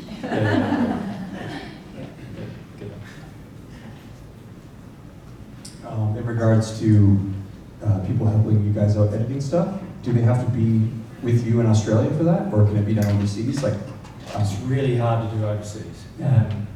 We collect 4 terabytes of data every 3 days. You can't send that via the internet. You have to send it via mail, like postage, to other people to edit, and then they need to have the appropriate equipment to edit and follow our instructions. It's also very hard to enforce that. You only end up getting the result of what they do, and then you realise, they haven't followed our instructions. You have this back and forth. Whereas if they are with us, we can say, you're not following our instructions, stop. When they are away from us too, they're often expecting me to be, what's the word? Like a micromanager, like a someone nursery, really involved. like a nursery. Yeah. And they want me to train them. They want me to educate them about how to do it properly. And I haven't got the time to do that. But also, it's not.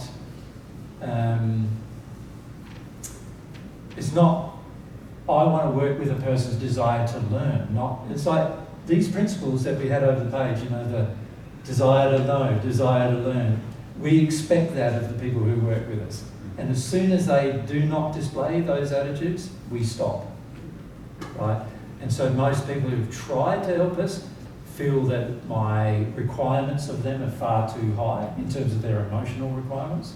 They feel that my requirement of them learning on their own right, but also following instructions, is too much.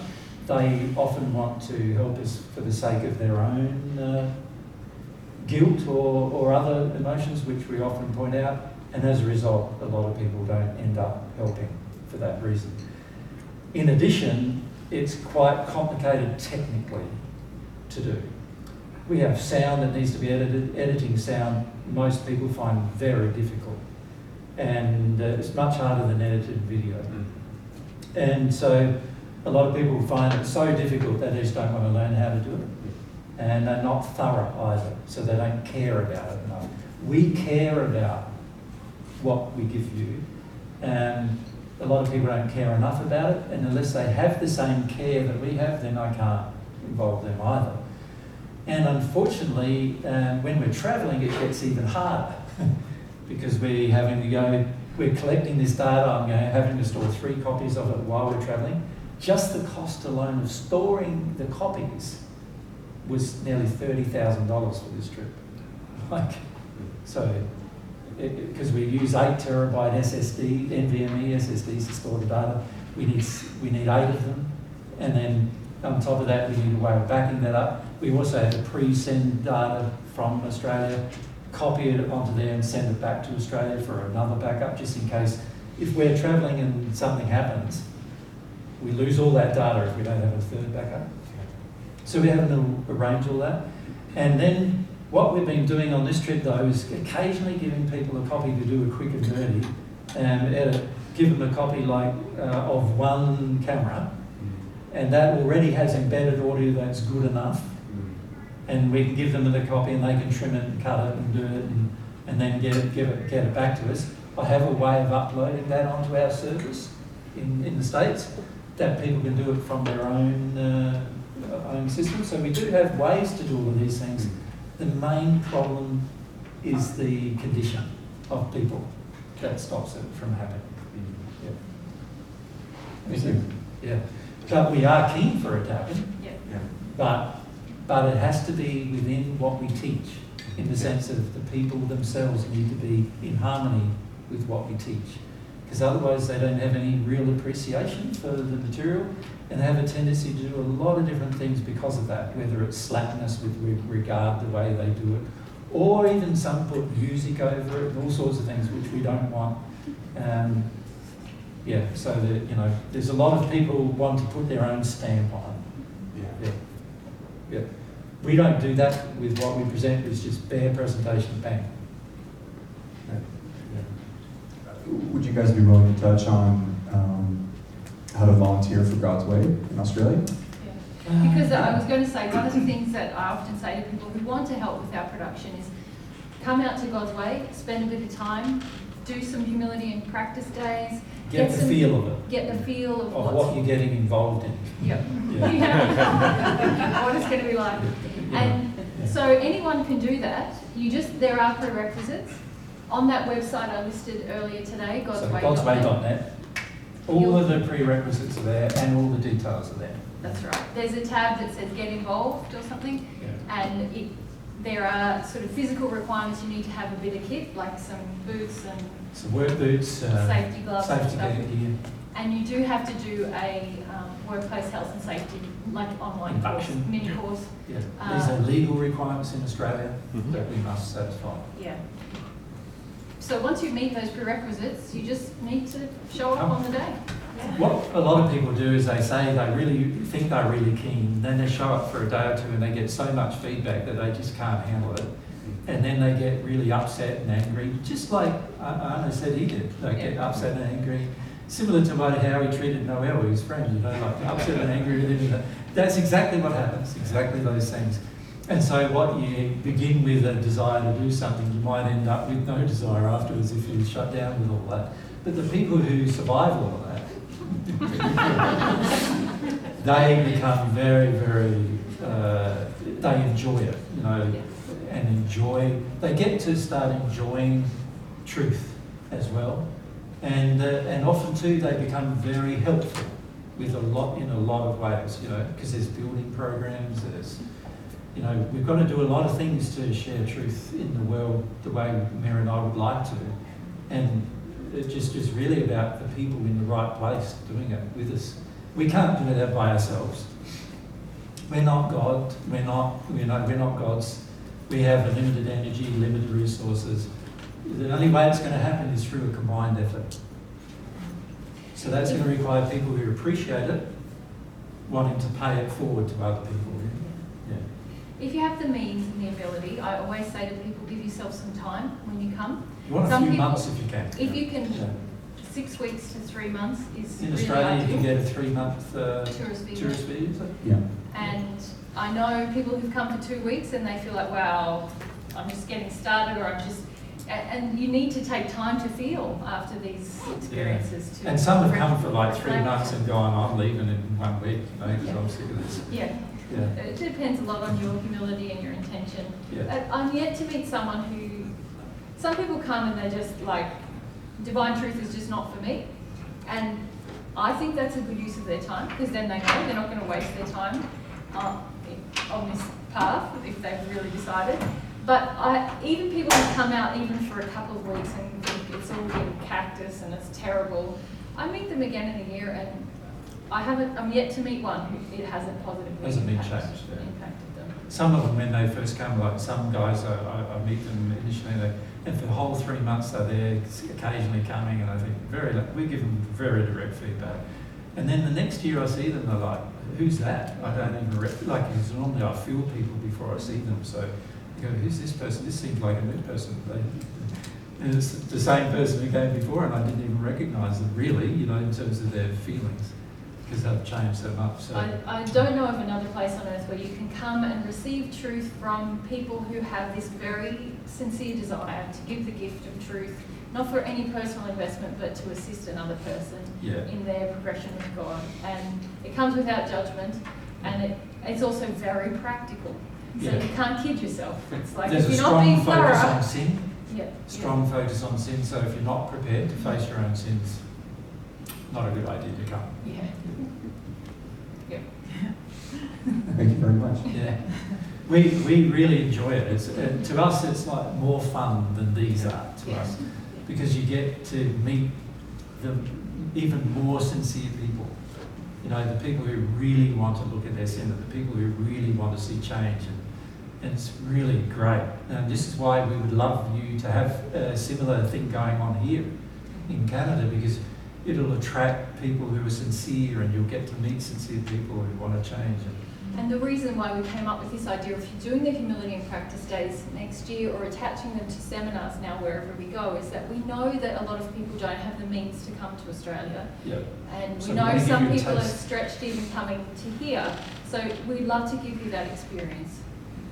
Yeah, bit of a taste of it. And I know Phoebe and Eloisa are extremely excited to come and meet all of you guys. Yeah. As soon as we talk about it, plans and stuff.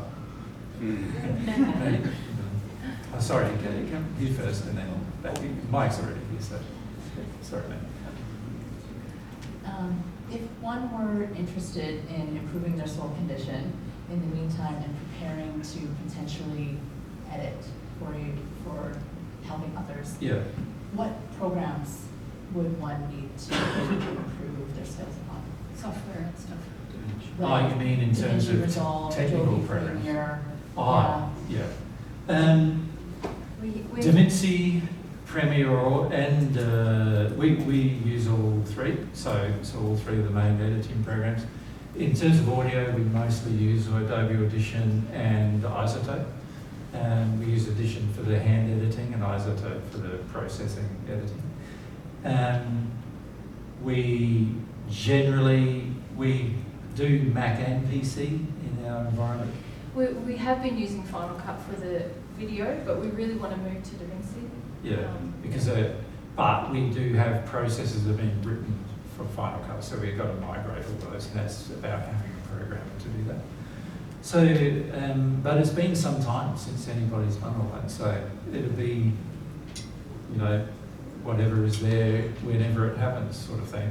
But we're sort of aiming for less and less dependency on programs that are subscription-based, and more dependency, if any dependency at all, on programs that are more public, domain. So eventually our goal is to have stuff that can be run on Linux rather than rather than Mac and PC, because we feel that where Mac and PC are going is very unloving in terms of their demand upon. But instead of computers now being a tool, they're becoming more and more like an advertising mechanism for the companies, and that's a problem.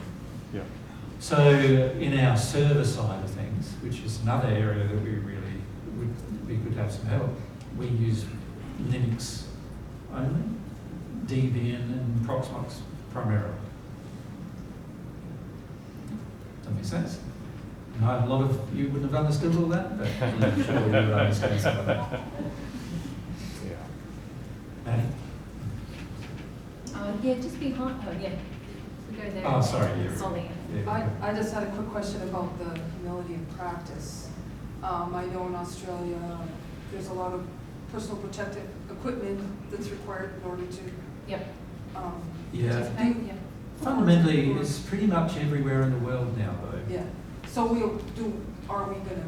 is there gonna be some required in what you Yes. guys Yeah. have planned? There Okay. is, yeah. Okay. There's But going to it'll be probably be a high-vis vest, Yep. gloves, and protective Feet. clothing. Yeah, so we're Closed-in talking shoes. closed-in shoes. Oh. They'd have to Not be steel. probably. I don't think they have to be steel capped. No. Well, when you say steel cap, they have to be protective. So it's either a steel cap or a carbon fibre cap. Right. Yeah. So they're work boots like you'd use in a construction site. Okay.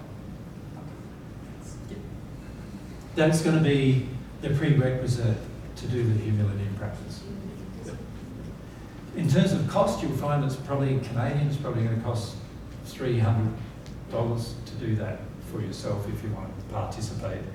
And by law, we have to do that for each country, otherwise we get in trouble with the country. Yeah.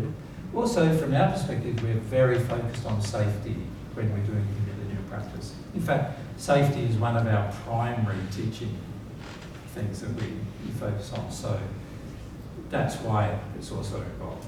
Yeah. We don't want anybody to hurt themselves or kill themselves while they're working with us, right? I just wasn't sure what Yeah, you guys that's fine. had planned.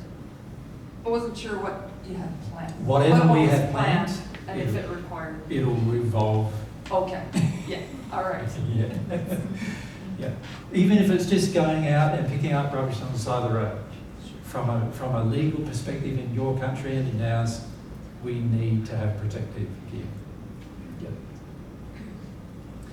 Maddie? Just a quick note and then a question. Yeah. So a quick note on the humility and practice days. Had the privilege of visiting you guys up in Australia. Yeah. And you can definitely say it's a very different experience than listening to your teachings. Yeah. Yeah. Very confronting. A lot more confronting. Here we're very relaxed about you staying in your stuff. When it comes to the humility and practice days, we believe that the people who are coming have a definite desire to progress and see their sin, and so we are far more direct about that. Yeah. And those, I think a few of you here have been, have you? Who else have You been? were Yeah, here from Emma, Cecilia, Olga, Anna. And Max, Anna. is Max in? Yeah. Yeah. And so each of you know that, right? Yeah. No one disagrees with me. No one disagrees. And then the question, or learning centers in Canada. Yeah. Are you planning to potentially get one set up here or numerous? Long term, because it's going to depend on people first. The thing we found in our experience in Australia is we need the people solid before you can create the place. And no one here is solid yet, to be frank with all of you. None of you are solid yet. And it will take some time to become solid, particularly with putting God first. Yeah, I was going to say, That's solid where means solid putting means God putting God first. first. And Loving also God's generally presence. having received some of God's love as well. So some of you are near the place of doing that, some of you are further away. But it requires a team of people, a minimum of 3, to be in that place before a centre can even be thought of. Now, to do that in Australia, that took us 14 years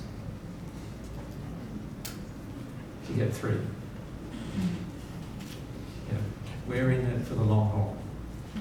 Yeah. And because of that, we expect that it might be sooner here. Who knows? It depends how sincere many of you turn out to be. But it could take 14 years. So we're not going to look for a location until that time. But if you're asking us where the location may be, we definitely have a favouritism towards Nova Scotia and New Brunswick. Cool. Make sense? Yep. Yep. We feel that those locations are more in alignment with our future plans, and also 2 of the 14 are in these locations for a reason, even though they're pretty upset with Mary and I. They're not wanting to be a part of what... But they came here for a reason, and because it was part of our selections before we came. So. They had a plan. And we're going to make it happen even if they don't. Yeah. Thanks. Yeah. So we definitely have a favouritism towards this location and also the New Brunswick location as well. And we're open to either or as well at this stage. Yeah. Thank you. Does the location also have to do with how you feel how safe the world will be in the future? Yeah. Yep. There's a number of factors: political safety, environmental safety, okay. Openness of the location towards change. Some more highly developed locations generally have a higher resistance to change. I was considering moving around the country Yeah. to visit my children, to be with my children, Yeah. and every time I was with them, I kept being called home. Yeah.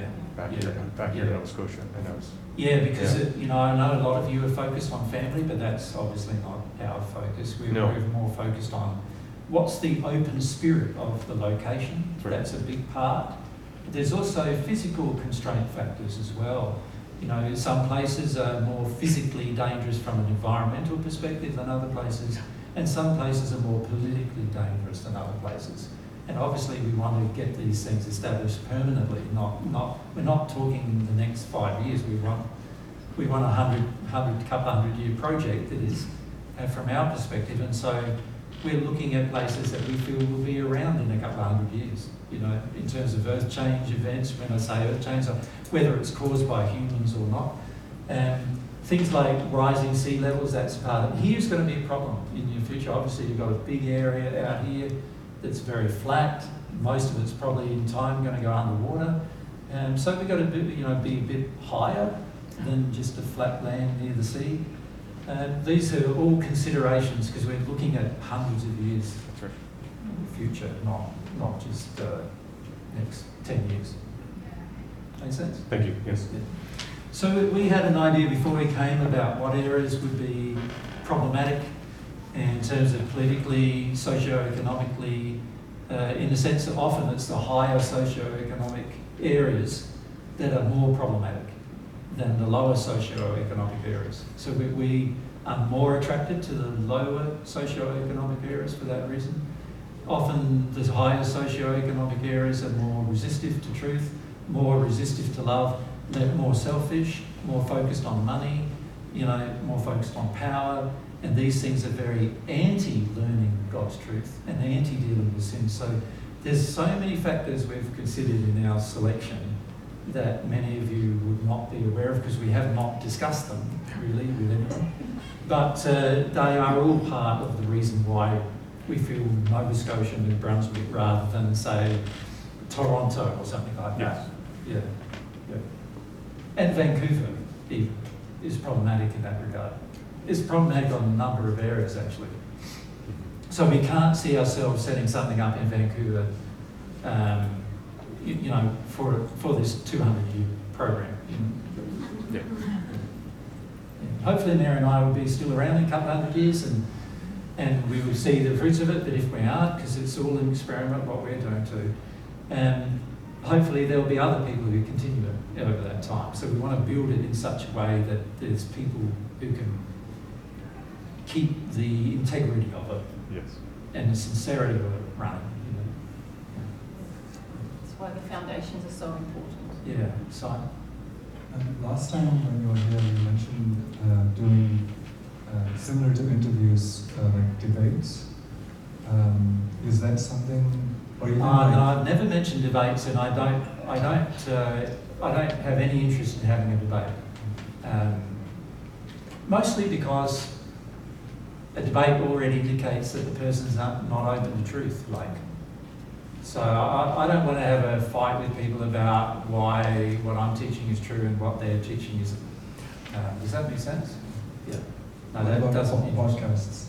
Sorry? What about podcasts? Podcasts are interviews, aren't they, generally? Yeah, they can also be virtual instead of in person? Of course, yeah. No, we know that, but the person doing it needs to be honour.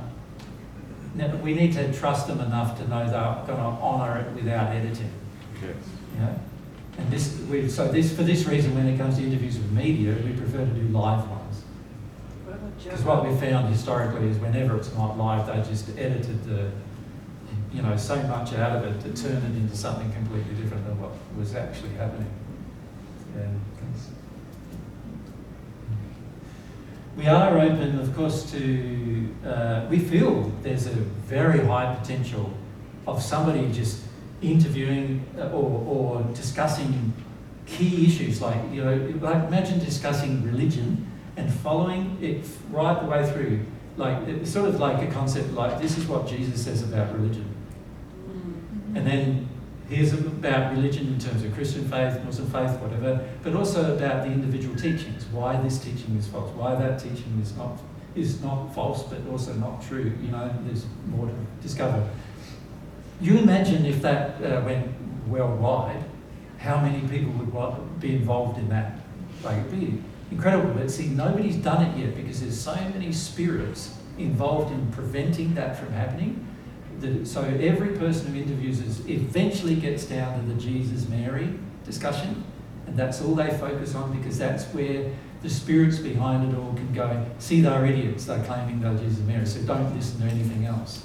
And when you say eventually gets down to, it's not eventually, it's immediately. It's immediate. Yeah. We want more than that out of spending our time. So we're not interested in, discussing with people. We get lots of requests for interviews still because we're saying we're Jesus and Mary and they want to interview us about that. And I say I'm not interested in interviewing about that. I've interviewed about it so many times before. Our website is quite clear about who we are and our claims. There's no need to have any more interviews about it. I'm interested in interviews about substance. And to us, our life, while it's of substance to us, it's not of substance really much to anybody else.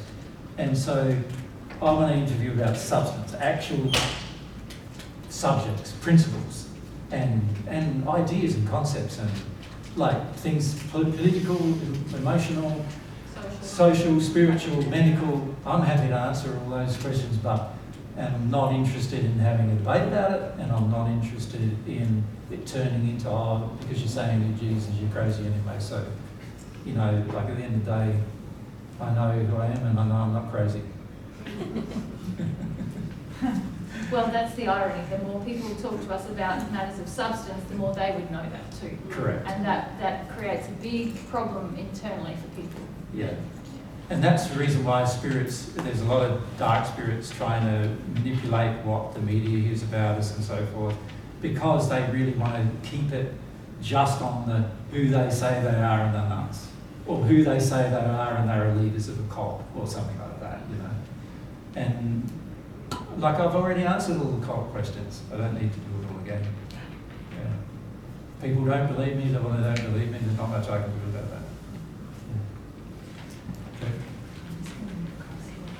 I'm just going to let you know it's cool as well. Yeah. We all got the books when we came in, and thank you for that. Yep. And I heard Mary or one of you talk about the fact that you want to start publishing more works. I know you've already got a lot of stuff published, which is great, video and all kinds of stuff, but what's your future plans for publishing? We feel books are far more effective for people learning truth than videos are. That's the reality. And there's a lot of reasons for that. Yeah. One is that a lot of soul reasons. As you know, when you sit and read a book, it's just you and your thoughts. You read at your own pace. You get inspired. You get inspiration, but also you can stop at the end of the sentence and reflect for a while and keep reading. Yeah. So there's that merit. It's not all in a hurry. Yeah. Also, in a lot of the videos, as you know, people ask questions, we go a bit off topic, we come back again, and there's all, it's not ideal. It's a limited time period, it's 3 or 4 hours, and then, we stop, and then we start again the next day and introduce them.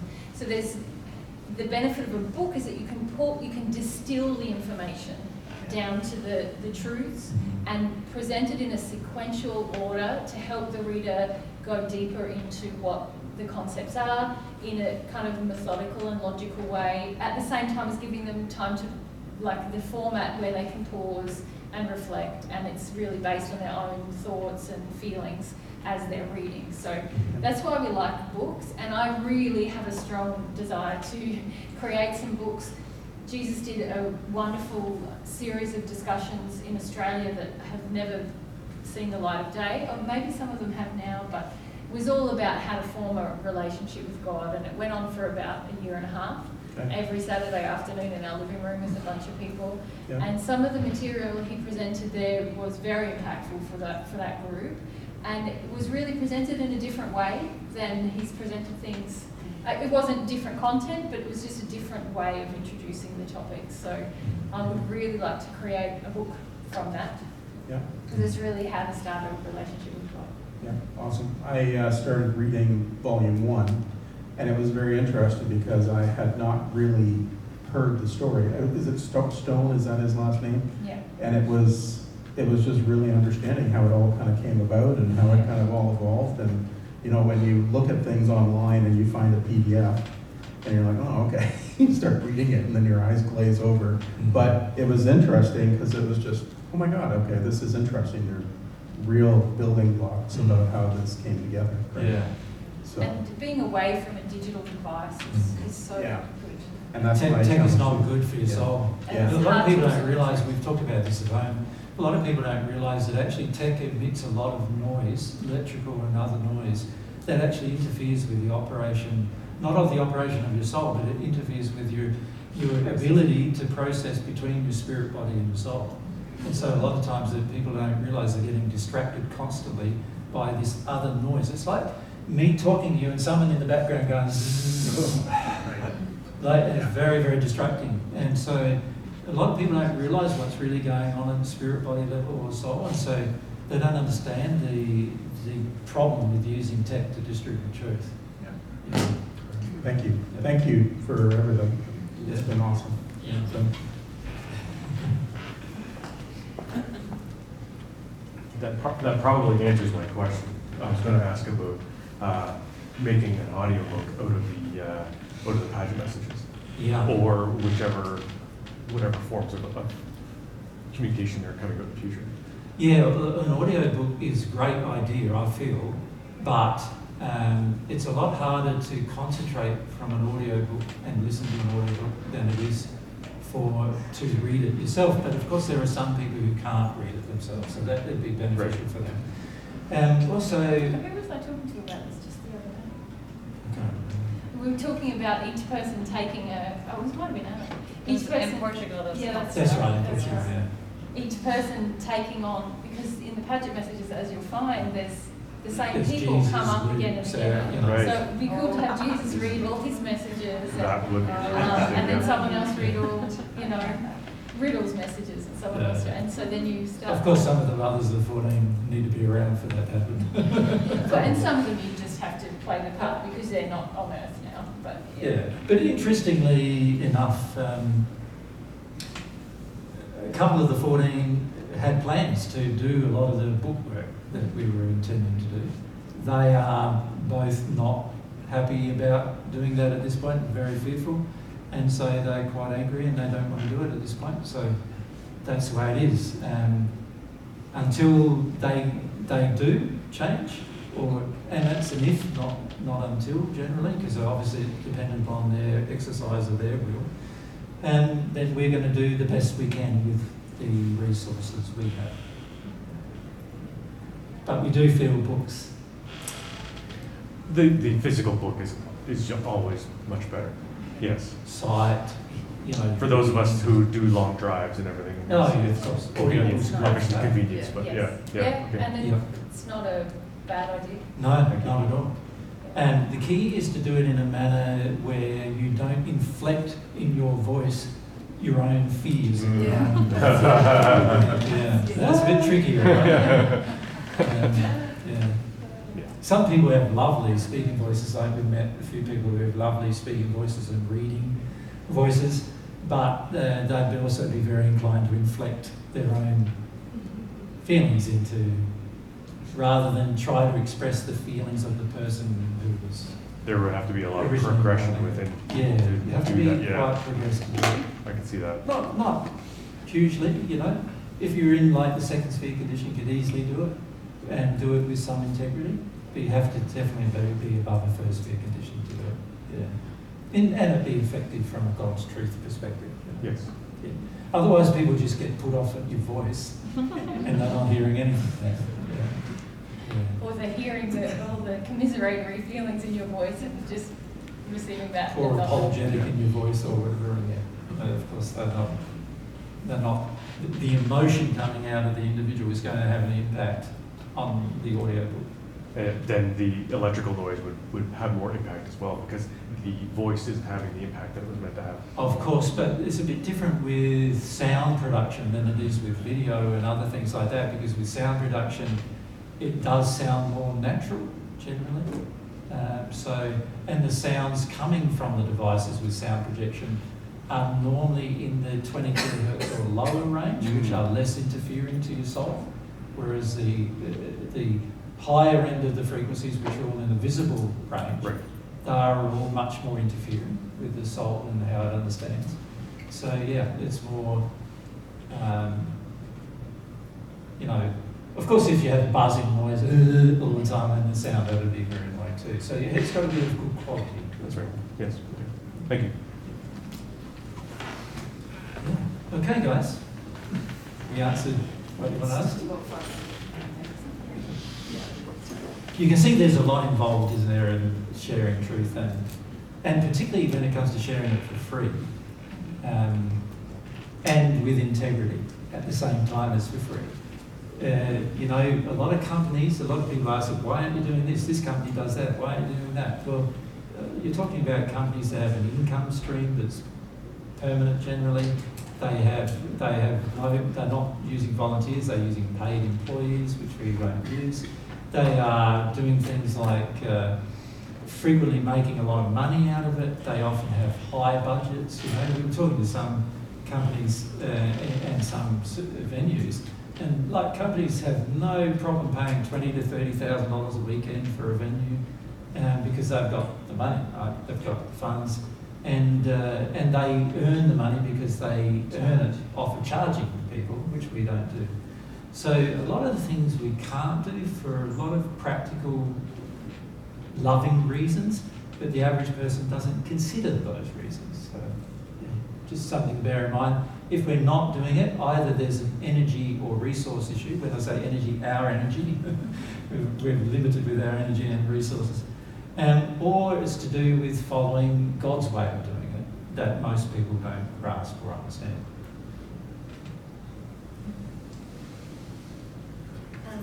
Can I ask a question about the religion, different religions in this experience, like different people believing in different gods? Yeah. Is there a point in your spiritual progression where people who are coming from a Hindu or an Islam or a Christian background change their idea of or concept of what God is from what the religion teaches to? Well, yes, Yeah. but only insofar as it confronts their being a perfect natural person. So in other words, they make changes as they grow. So let's say a Christian passes. In his passing, he looks for a hell, can't find one, can't find a burning, fiery hell. So he then realises, when the Bible talked about hell, it wasn't talking about a burning, fiery hell. It talking about something else. And so they see it as more figurative, so they make that adjustment. They go, it's the hells of the spirit world that we see where everyone's in a bit of torment, but it's not something you can't get out of. You know, and they start realising that. And so they have to adjust their view because of the facts, because of the truth. Experience. Their experience, but also the truth. Their experience proves the truth. They also realise, I can talk to people on earth and I'm not a demon. Because there's a view in the Bible that actually if you're talking to, in the Old Testament, if you're talking to a spirit, you're talking to demons. And many religious faiths believe that. But once they pass, they go, that's not true. I'm a person, I want to talk to them, and now I can't because they're thinking I'm a demon and I'm not a demon. So, so they know from their own experience that that's not true. And so they modify that belief. That being said, they only modify the beliefs they're forced into by the realisation of the truths they experience. So in the first sphere, there's not a lot of truth in the first sphere. So a lot of the spirits who are Christian still believe almost exactly what they believed on earth.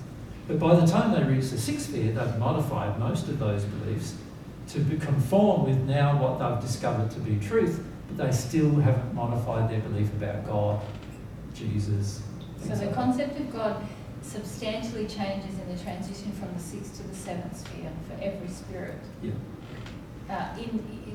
Particularly, those who've aimed for the sixth sphere and reached the sixth sphere. So there's other spirits who are having a direct relationship with God from the first sphere, and so they're continually altering their concept of God, and it's not a big substantial change.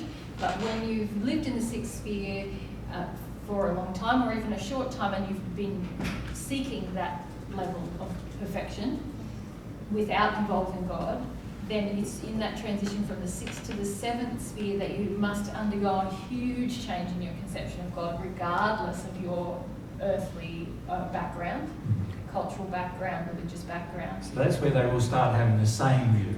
Yeah. Okay. And that gets not refined in the sixth, in the seventh. As you move through the seventh sphere and perfected in love, in the concept of the way God loves, as you enter the eighth sphere. Yeah, when you enter the eighth sphere, everyone there has got the same concept of God, or in addition to that concept of God. So before then, in the sixth sphere, there's Hindus and there's Buddhists and there's Christians and there's Muslims. Vastly different concepts. With vastly different concepts of God. Atheists, even in the sixth sphere. And do they live in harmony with each other, or do they stay in their separate? They live in harmony with each other in that they love each other as people, but they don't live in harmony in the sense of spending a lot of time with each other. Because they all have different beliefs. And if I'm living as a Christian still in the sixth sphere, and Mary's living as a Muslim in the sixth sphere, can you see whenever we start talking about spiritual matters, beliefs, principles, we're going to have a fundamental disagreement. And after a while you get tired of disagreements, so you keep your own view. So you spend up the time with other people. I spend the time with other Christians, and Mary spend the time with other Muslims. Even though we're unified in terms of loving people, we know how to love people, we care about people. Thank you. All right, guys. Well, we are going to probably pack up now, if that's okay. It's pretty getting 5:30. What we would like you to do, if that's all right, we can just talk about packing up. What we need is in between the speaker that's at the back there and the cupboard that's at the back there, or the table. And if you could stack the chairs with the base of the chair facing the wall, so the back of the chair facing into the room, and you can stack them 10 high. If you could help us do that, then that gives us a free space where we can start packing up and taking apart things while you're doing that. Is that all right with you? Yeah. Only if you feel physically able. Only if you feel physically able. For those of you not, no worries. We have got to shut down a number of things first, so please don't bump the equipment until we've done all of that. And Mary and I will look after all of that. So you can't help us with that because we've got to remember where everything went for the next venue. Yep. Thanks, guys.